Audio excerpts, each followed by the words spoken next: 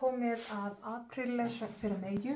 Þetta er opið lestur og á við fyrir suma en alls ekki alla, svo takið til sín sem eigi. Við dæmpum okkur beint í lesturinn og byrjum að athuga hvaða Meyju ég er að tala við.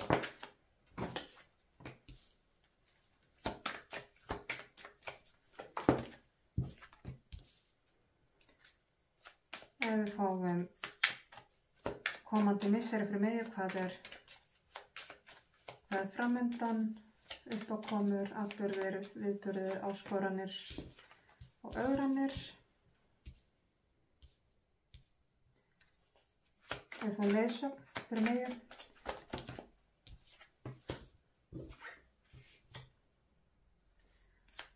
Og líklegustu framtíð fyrir Meyju.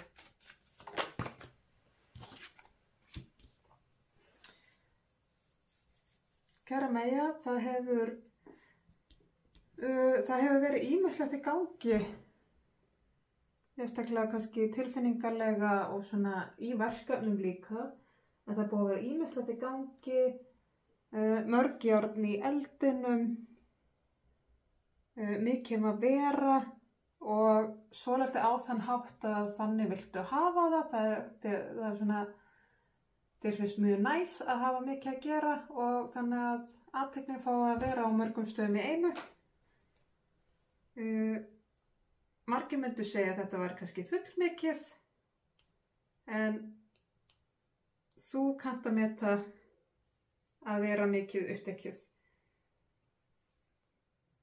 Það er svona, það er búið að vera mikil ástríða í gangi allavega. Þú ert búin að vera að njóta þess að hafa mikið að gera. Og í dag þá sé ég fyrst og fremst bara mikla vellíðan og svona öryggi. Það er svolítið það sem fylgir því hjá þér að vera með nóg af verkefnum að eins og ég segi þér verðist líða mjög vel þegar að þú hefur nóg að gera. Svo framalega sem þú ert ekki að keyra sjálft þig algjörlega út. Þetta verðist vera svona passlegt flæði þar sem að þú farið nóg að gera, nóg að vinna, nóg að brasa, en samt sem áður tíma til þess að njóta þín bara í hversdagsleikanum. Framundan þá er að hefjast eitthvað nýtt spennandi verkefni. Þú ert að stíga inn í eitthvað nýja kafla, eitthvað nýtt verkefni. Eitthvað sem þú ert líka tengist svolítið inn í það sem þú ert búið að vera að brasa og bralla og byggja upp, að þetta er svolítið tengslu við það, þú ert að uppskera svolítið erfiðisvinnuna sem þú ert búið að vera að leggja í þessi verkefni þín síðustu misseri og núna er svolítið næsti kafli, svona næsta þrep, næsta stig, einhver stöðuhækkun eða nýtt verkefni sem að, kitlar enn frekar áhuga þinn á ástríðuna þína. Þannig að það er eitthvað nýtt og spennandi verkefni að koma til þín og leiðsögnin þín er á þann veg að það er að benda þér á að leyfa þér bara að vera svolítið skapandi og frjótt í hugsun og vera svolítið frjótt í lausnamiðum, vera að vinna svolítið skapandi í lausnunum, leyfa þér að vera svolítið átrúnaðarlegt og fara svolítið óhefðbundnar leiðir, Þér er einhvern veginn alveg óhult, með það að tróða nýja slóð, Þú þarft ekki að fara sömu leið og forvera þínir, þér er algjörlega óhætt að mynda þinn eigin veg. Og eiginlega ef eitthvað er þá að vera að hvetja þig enn frekar til þess að vera svona svolítið kreatíft í lausnum og í hugsun og leyfa þér vera mjög skapandi í þínu starfi og þínu verkefnum. Það sem er síðan framundan er að það mun liggja fyrir eitthvað val sem að verður ekki neitt rosalega auðvelt endilega, en hins vegar þá leiðir þetta allt, öll þessi vinna, öll þessi uppbygging sem þú er búin að vinna, það er að ýta þér í einhverja ákveðna átt þar sem að þú munt þurfa að velja ætla ég að gera A eða B, af því að það kemur að því að þú getur ekki gert bæði. Þú munt standa frammi fyrir því að þurfa að velja og geta ekki haldið í bæði. Þannig að hvort að þetta sé að þú getur ekki verið á 2 vinnustöðum á sama tíma, þú getur ekki verið á sitthvorum staðnum í heiminum á sama tíma eða á landinu, getur ekki verið bæði A og B, þannig að það er af því að það eru aukin umsvif í svona þessu ástríðufulla verkefni sem þú ert að gera, að þá eiginlega þarft að minnka við þau annars staðar og það er svona ekki, ég sé að það er ykkur efi gagnvart í hvort það sé óöryggi í því að þú upplifir eins og sért ekki fyllilega öruggt ef þú sleppir einu af því að hitt krefst meiri tíma eða hvað, en það er allavega þú þarft svolítið að velja, það verður ítæri í þá átt að það er annarkvort það og það þarf að taka pásu frá því að gera það bæði. Fáum smá aukaeinsýn hér.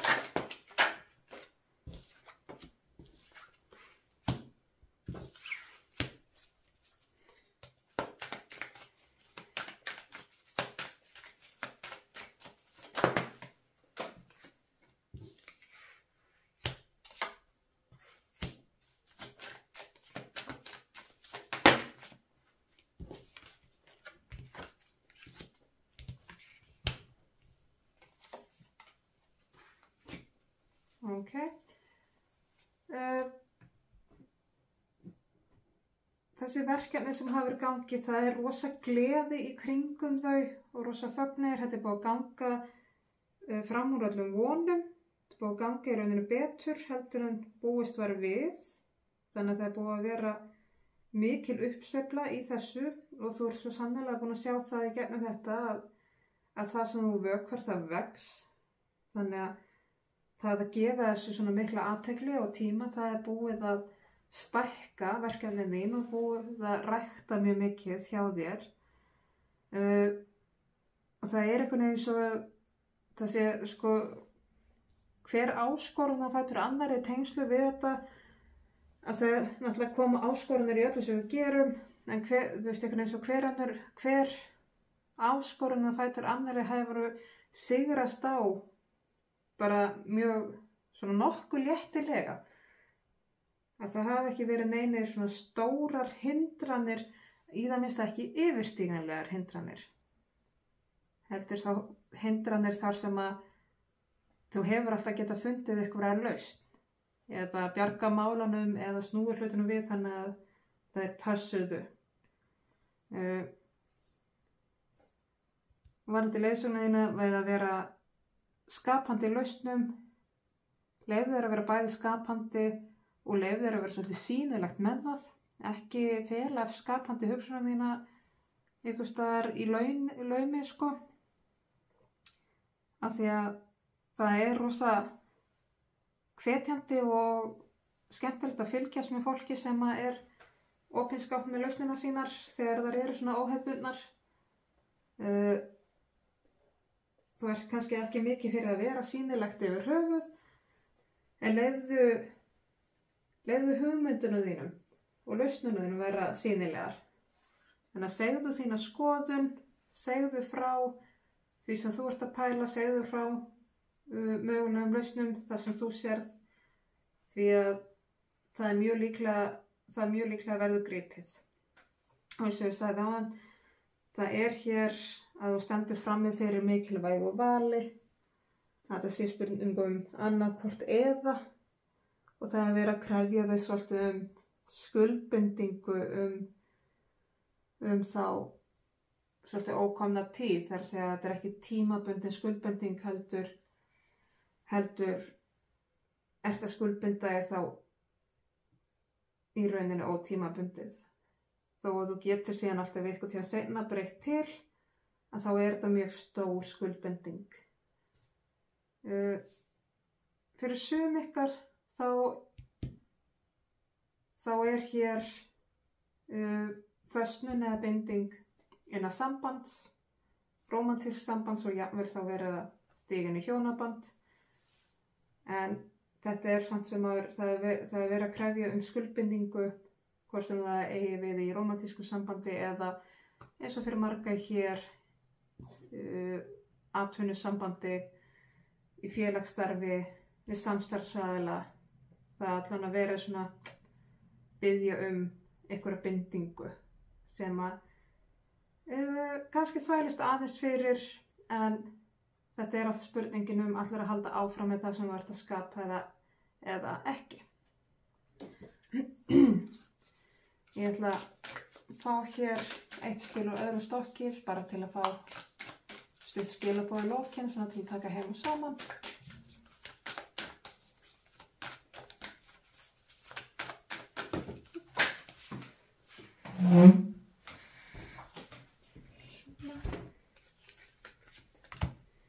Það hér spilið Reflection, endurspeglun, sem kallar eftir að þú skoðir hugsanir þínar og tilfinningar. Horfðu svolítið á sjálft þig eins og þú væri að horfa hlutlaust á aðra mannesku. Taktu eftir hugsunarferlinu þínu og áhrifinu og tilfinningu þínum. Þetta svona pínu eins og að stíga inn í hugræna atferlismeðferð þar sem þú fylgist með sjálfu þér og munstrinu þínu, gagnvart tilfinningu þínum og hugsunum. En þannig verið að svona benda þér á prófa að fylgjast aðeins með sjálfu þér.